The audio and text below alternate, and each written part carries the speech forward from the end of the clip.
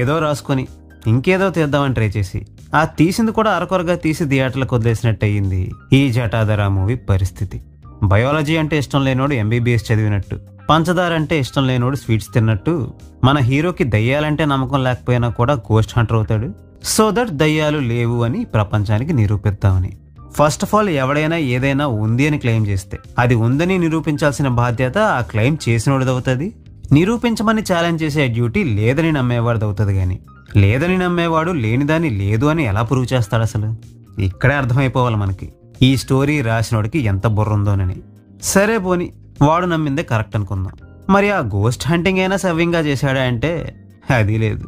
ఏదైనా ఒక పాడుబడిన ఇల్లు కనిపిస్తే చాలు, వాడి దగ్గర ఉన్న సామాగ్రితో అక్కడికి వెళ్ళిపోయి, ఇక్కడ ఎవరైనా ఉంటే మాకు సిగ్నల్ ఇవ్వండి, 5 స్టార్ చాక్లెట్ ఇవ్వండి, రానుపోను ఖర్చులకి ఓ 1000 రూపాయలు ఇవ్వండి అని అడిగి రెస్పాన్స్ ఏం రాకపోతే తట్టా బుట్ట సర్దుకొని బయటకు వచ్చేస్తుంటాడు. Of course ghost hunting process ఇలానే ఉంటుంది అనుకోండి. బట్ మరీ కిరాణా కొట్టుకెళ్ళి కందిపప్పు కొనుక్కొచ్చినట్టు కాకుండా కాస్తైనా డెడికేటెడ్గా పని చేయొచ్చు కదా అని నాకు అనిపించింది. ఇక ఈ మధ్యలో ఒక అద్భుతమైన లవ్ ట్రాక్ కూడా వస్తుంది. దాని గురించి ఎంత తక్కువ మాట్లాడుకుంటే అంత బెటర్. ఎందుకంటే మాట్లాడుకునేంత స్టఫ్ కూడా లవ్ ట్రాక్లో ఏమీ ఉండదు కాబట్టి. పోనీ ఈ టైం వేస్ట్ పంచాయతీలన్నీ పక్కన పెట్టి అసలు కథ ఏంటా అని చూస్తే, ఒక ధనపిశాచు ఉంటుంది. మన హీరో పుట్టినప్పటి నుండి వాడిని బలేవమని అడుగుతూ ఉంటుంది. వాడికి బదులుగా గొర్రెనిచ్చినా బర్రెనిచ్చినా పోనీ ఇంకో మనిషినిచ్చినా కూడా సాటిస్ఫై అవ్వకుండా నాకు ఆకోకే కావాలన్నట్టు మన హీరోనే బలిగా కావాలంటది. అదేం దిక్కుమాలిన ఫ్యాంటసీయో, హీరోనే ఎందుకు కావాలో అన్న దానికి మాత్రం పర్టికులర్ రీజన్ అంటూ ఏమీ ఉండదు.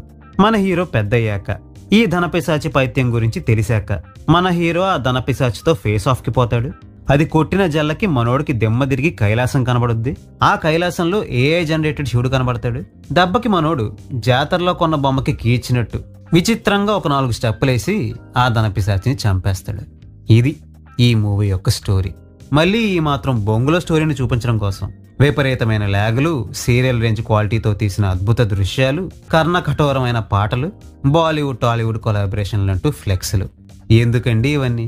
మమ్మల్ని హింసించడానికి కాకపోతే.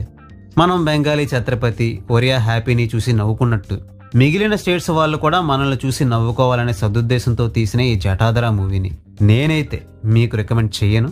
ఒకవేళ మీరు నవదళపతి సుధీర్ బాబు ఫ్యాన్స్ అయ్యున్నా, లేదా మీ టైం బాలేకనైనా పొరపాటున ఈ మూవీని మీరు చూసుంటే మీకేమనిపించిందో కామెంట్ చేసి చెప్పండి. మళ్ళీ ఇంకో వీడియోతో కలుద్దాం. అంతవరకు సెలవు, నమస్కారం.